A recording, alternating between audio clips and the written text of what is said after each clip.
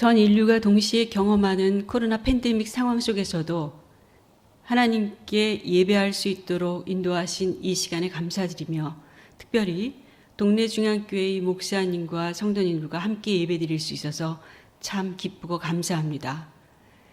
교회에 나와서 예배드리는 모든 성도님들, 그리고 온라인 환경에서 예배드리는 모든 분들에게 동일하게 하나님께서 말씀하시고 은혜 주시기를 기도드립니다. 어른들이 많이 계셔서 송구스럽지만 인생의 계절이 깊어갈수록 파랑새를 쓴 한 극작가가 한 말을 자주 떠올리게 됩니다. 인생은 한 권의 책이다.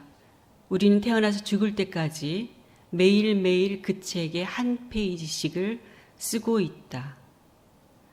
그의 말처럼 산다는 것은 자기 인생의 책을 쓰는 것일 겁니다. 이 책의 어떤 날은 정말 오랜 세월이 흘러도 잊혀지지 않는 생생한 감동의 기록을 남기기도 하지만, 어떤 날은 빈 페이지를 남기기도 할 것입니다. 따라서 후일 적어도 우리의 자식들이 우리를 어떻게 기억할 것인가를 우리는 굉장히 조심스럽게 물으면서 하루하루를 살아가고 있습니다. 그런데 그리스도인들에게 그보다 더 중요한 것은 하나님께서 우리를 어떤 사람으로 기억해 주시냐일 겁니다. 혹 역대기나 열왕기서에 수많은 왕들이 등장하고 퇴장을 하는데요, 이들에 대해서 하나님께서 어떻게 기록하고 계시는지 유심히 살펴보신 적이 있으십니까? 이스라엘의 수많은 왕들이 등장하고 퇴장할 때 어떤 왕은 선한 왕이었고 어떤 왕은 악한 왕이라고 기록을 해줍니다. 어떤 왕은 아주 긴 시간 동안 폭정을 휘두른 왕이 있는가 하면, 어떤 왕은 단 7일간 왕이 있었다가 내려온 사람도 있습니다.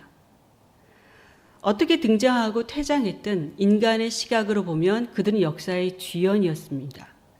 그런데 열왕기서를 보면 아주 흥미로운 후렴구처럼 반복되는 구절이 있는데요. 열왕기서 몇 곳을 한번 읽어보겠습니다. 열왕기상 14장 19절입니다. 여로보암의 그 남은 사적, 곧 그가 어떻게 싸웠는지와 어떻게 다스렸는지는 이스라엘 왕 역대지략에 기록되니라. 14장 29절입니다. 르호보암이 남은 사적과 그의 행한 모든 일은 유대왕 역대지략에 기록되지 아니하였느냐. 15장 7절입니다. 아비암과 여로보암 사이에도 전쟁이 있으니라. 아비암의 남은 사적과 그 행한 모든 일은 유대왕 역대지략에 기록되지 아니하였느냐. 23절입니다. 아사의 남은 사적과 모든 권세와 그가 행한 모든 일과 성읍을 건축한 일이 유대왕 역대지략에 기록되지 아니하였느냐. 만일 여러분이 왕에 대한 기록을 남기는 사람이라면 주로 무엇을 기록하겠습니까? 적어도 그 사람이 태어난 날, 그리고 사망한 날 그의 가족들과 적어도 조금은 미화된 그의 업적들을 남기게 될 것입니다. 그런데 성경은 어떤 왕이 하나님 앞에서 어떤 사람이었는지만을 소개하고 그가 이룬 공적들은 대부분 생략하고 있다는 것입니다. 이 왕들에게 소개할 만한 치적이 없어서가 아니라 훌륭한 업적을 남긴 왕이라도 그건 하나님의 관심 영역이 아니었다는 것입니다. 오늘 읽은 출애굽기 1장에 기록된 애굽 왕은 심지어 하나님을 경외하는 요셉을 알고 있는지 모르는지를 기준으로 소개가 되고 있습니다. 애굽의 새 왕이 하나님 보시기엔 요셉을 알지 못하는 왕일 뿐이었습니다. 우리가 알고 있듯이 창세기는 요셉의 가족들이 애굽 땅에서 새로운 이제 삶을 시작하고 요셉이 살아있는 동안 후대받는 장면으로 기록을 끝냅니다. 그리고 이어지는 이제 출애굽기는 요셉을 알지 못하는 새 왕, 그야말로 그때까지 요셉이 애굽을 위해서 세운 혁혁한 공을 알지 못하는 새 왕이 등장하자마자 이스라엘 백성이라는 이름 대신 히브리인으로 불리기 시작합니다.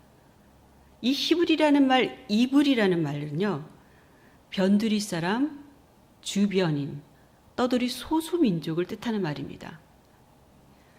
그야말로 전쟁이 나면 국경에서 화살바지나 되는 그런 소수민족, 별 볼 일 없는 민족이라는 뜻입니다. 아이러니하게도 이런 상황 속에서도 이스라엘 자손은 창대해 갔습니다. 출애굽기 1장 7절을 공동번역 개정판으로 읽어보면 다음과 같습니다. 이스라엘 백성은 자식을 많이 낳고 번성하여 온 땅에 가득 찰 만큼 무섭게 불어났다. 무섭게 불어났다라는 기록이 있습니다. 이것이 물리적 증가 혹은 자연적인 증가만을 뜻하는 말일까요? 하나님의 구속사적인 계획 안에서 이루어진 약속의 결과라는 것입니다. 그러자 애굽의 지도자들 사이에서 자국의 통치권을 히브리인들에게, 본인들의 시선에 볼 때는 변두리 민족이지만 무섭게 불어나는 그들을 보면서 히브리인들에게 이 통치권을 빼앗길지도 모른다는 불안감이 퍼지기 시작했습니다. 그래서 감당할 수가 없게 된 거죠. 이런 불안감 속에서 애굽 왕이 어떤 정책을 펼치냐면 중노동을 통한 출산 억제 정책을 펼칩니다. 당시 히브리인들을 왕의 곡식을 저장할 국고성을 짓는 일에 투입을 합니다. 강제로 투입을 해서 육체를 허약하게 만들죠.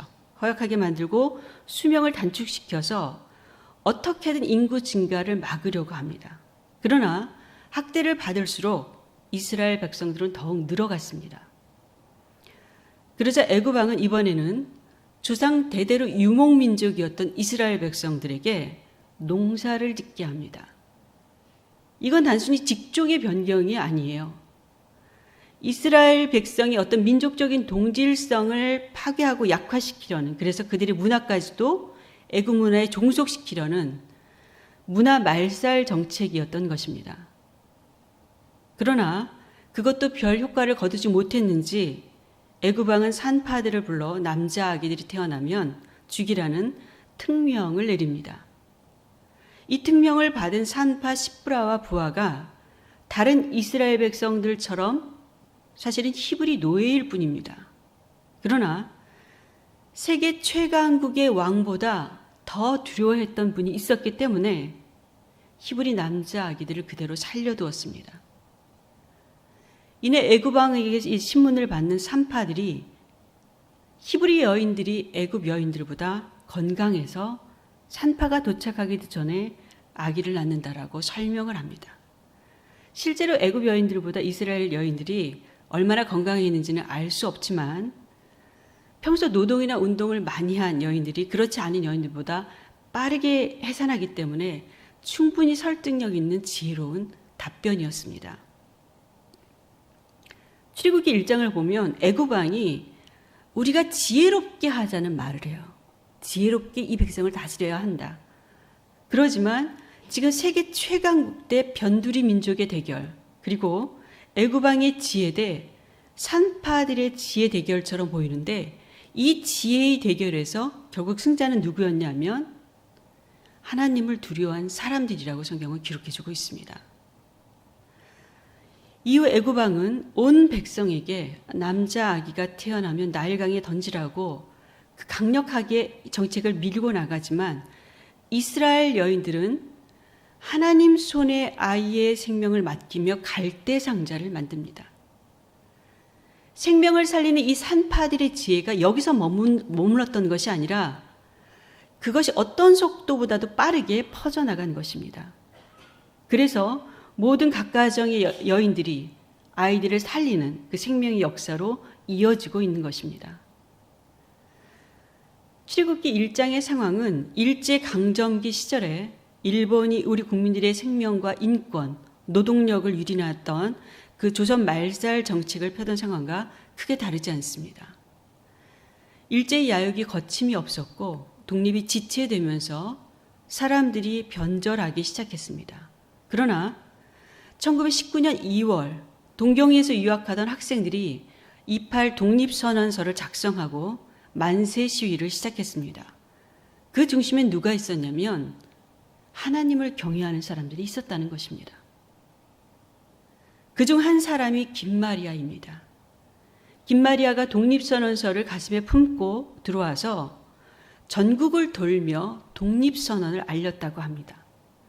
그리고 부녀들이 반드시 참여해야 한다고 호소했는데 이후 만세운동을 주도한 제목으로 서대문 형무소에서 수감되어 상상할 수 없을 정도의 고문을 당했다고 합니다.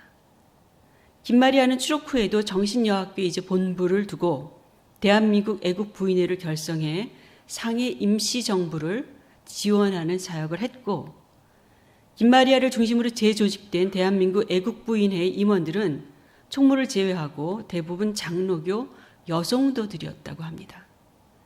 그러나 안타깝게도 애국부인회가 동지의 밀고로 와해가 되는데요. 1919년과 20년 신문에는 김마리아를 비롯한 애국부인회가 당하는 이 억압과 고통이 연일 보도되었다는 것입니다. 그만큼 신앙으로 세상을 소란케 한 사람들이 여선교회 회원들이었다는 것입니다. 고문의 후유증에 시달리던 김마리아는 다시 미국 유학길에 올라 신학을 공부하면서 제2 대한민국 애국부인회인 근화회를 조직했습니다. 이후 이제 긴 망명 생활을 마치고 조선으로 돌아온 김마리아가 신학교에서 신학을 가르치면서 국가의 독립을 위해 투쟁하고 여선교회 회장으로 헌신하다가 광복을 맞기 1년 전 하나님의 부르심을 받았습니다. 하나의 일화가 전해지는데요. 김마리아를 재판하던 재판관이 이런 질문을 했다고 합니다. 당신은 조선의 독립을 언제부터 생각했냐? 그랬을 때 한시도 독립을 잊은 적이 없다라고 대답했다고 합니다. 대한민국의 독립과 결혼한 이 김마리아에 대해 도산 안창호 선생이 이런 말을 했습니다. 김마리아와 같은 여성 동지가 10명만 있었다면 이미 조선은 독립을 했었을 거라는 겁니다. 이처럼 교회의 여성도들은 여선교회 창립 초기부터 내 자식을 잘 돌보는 것이 물론 중요하지만 내 자식을 돌보는 것을 넘어서 내 가족 그리고 내 교회의 체제를 유지하는 것을 넘어서 잃어버린 국가의 독립과 복음을 위해서 헌신해 왔다라는 것입니다. 비단 이것이 여선교회만이 아니라 초기 한국교회의 그리스도인들은 마치 지금의 초연결 사회를 사는 것처럼 가정과 교회가 분리되지 않았다라는 거예요. 그리고 교회와 민족, 그리고 학교와 사회가 분리되지 않고 촘촘히 연결된 관계를 유지하며 살아왔다라는 것입니다. 그래서 하나님 사랑을 나라 사랑으로 알고 왔던 것이 그리스도인이었다라는 것입니다. 그래서 당시 독립신문의 기독교를 어떻게 소개하냐면 세상에 많은 종교가 있으나 예수교와 같이 참으로 선량하고 참으로 사랑하고 참으로 타인의 공공함을 살피는 종교는 이 세계에 달리 없다라는 신문기사가 실렸다라는 것입니다. 그렇다면 지금 우리 사회는 여성교회에 대해서 무엇을 기록해주고 있을까? 빅데이터 뉴스 분석 시스템인 빅하인즈를 통해서 분석해 보았습니다. 비교적 최근의 뉴스만 이제 업로드되어 있는데요. 1990년부터 지난주, 그러니까 이번 주까지 제가 어떤 키워드를 넣었냐면 여선교회, 여전도회, 전국 여전도회 연합회, 예수교 장로회 여전도회라는 검색어를 넣고 어떤 기사들이 몇 건이 검색되는지를 살펴보았습니다. 총 53개 언론사에서 발행한 기사들은 1,470건이었고요. 이 중 이제 반복해서 나오는 중요 키워드를 한번 배열해보면 이렇습니다. 대한예수교 장로회, 회원들, 기독교 대한감리회, 기념관, 하나님, 창립 100주년, 수련회, 선교 여성, 김마리아, 교회 여성, 불우이웃 이렇게 이어집니다.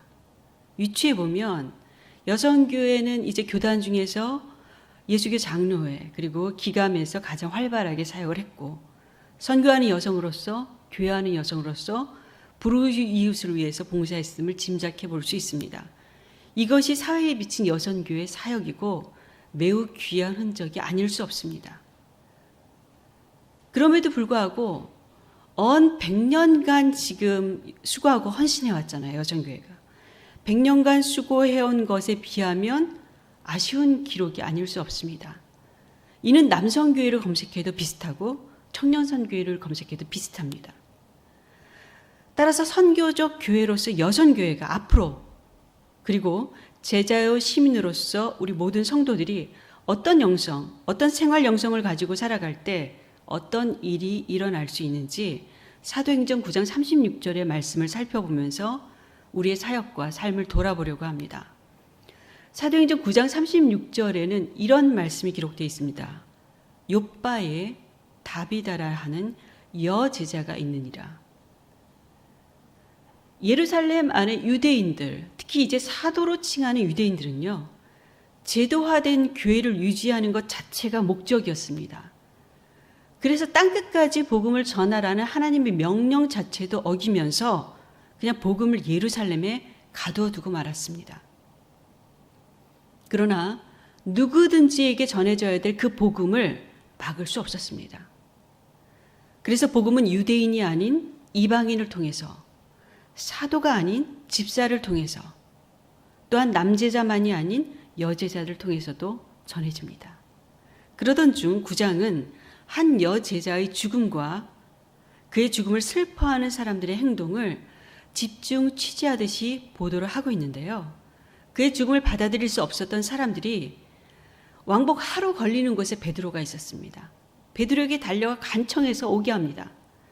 이것이 죽은 사람을 살리게 하기 위한 것인지 아니면 장례를 부탁하기 위한 것인지 알 수 없어요. 알 수 없지만 중요한 것은 그가 죽자 가난한 사람들의 대명사로 불리는 사람들이 다 몰려와서 간청을 했다라는 거예요. 그리고 베드로가 도착하자 사람들은 도르가에 대해서 긴 설명을 하지 않지만 도르가가 자신들에게 해준 일들을 다 내어 보여주었다는 거예요. 이후 놀라운 일이 벌어집니다. 우리가 알고 있듯이 예수님의 제자들도 다 순교했습니다. 어느 누구도 다시 살아나지 못했습니다.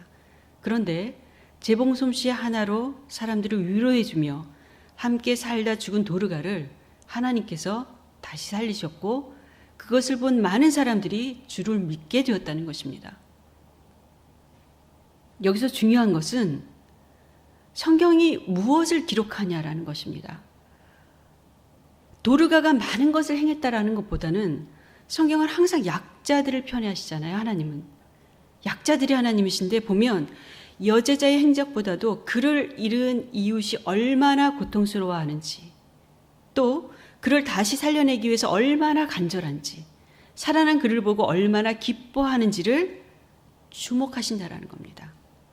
이로써 욥바의 제자가 평소 어떤 영성을 가지고 살았는지를 우리는 그를 소개하지 않아도 충분히 짐작해 볼 수 있다는 것입니다. 사랑하는 성도님, 최근 우리는 생명을 위협하고 불안케 하는 감염병에 대한 이야기로 하루를 시작하고 마칩니다. 그야말로 죽음의 이야기로 가득 찬 일상이 우리를 억압하는 것처럼 보이지만 역설적이게도 코로나로 인해 공기가 맑아지고 자연이 회복되고 있다는 이야기도 듣습니다. 하나님은 인간만의 하나님이 아니라 우주 만물을 창조하신 창조주여 자연의 신음에도 귀 기울이시는 하나님이십니다. 따라서 이 감염병이 멈춰지기를 간절히 기도도 하지만 당장 응답되지 않은 현실에 절망하기보다 모든 것을 회복시켜 주실 하나님을 신뢰하며 소망을 잃지 않아야 합니다. 나아가서 이 위기 속에서 더 방치되고 더 위협받을 수밖에 없는 이웃을 찾고 우리의 삶을 나눌 때 생명의 주님은 교회 안에 갇힌 신이 아니라 세상의 구주요, 우리는 사람들이 볼 때 주님의 제자로 불리게 될 것입니다. 동네 중앙교회 모든 성도님들이 생명을 살리는 지혜의 사람들, 생명의 역사를 쌓아가는 주님의 사람들로 살아가시기를 간절히 기도드립니다. 함께 기도하시겠습니다. 하나님, 이 민족을 향한 하나님의 생명의 역사를 우리가 기억하며 오늘 주님 앞에 나왔습니다. 인생의 계절이 깊어가도 내 것을 지키기 위해서 타인을 탓하거나 배제하는 데 머물고 있는 우리를 긍휼히 여겨주시고 우리의 마음의 지경을 넓히셔서 죽음의 불안과 외로움에 지쳐있는 이웃과 함께 살아갈 지혜를 허락해 주시옵소서. 하여 동네 중앙교회 여선교회 역사가 교회의 역사를 넘어 민족의 역사, 하나님의 나라의 역사로 기록될 수 있도록 도와주시옵소서. 예수님의 이름으로 기도드립니다. 아멘.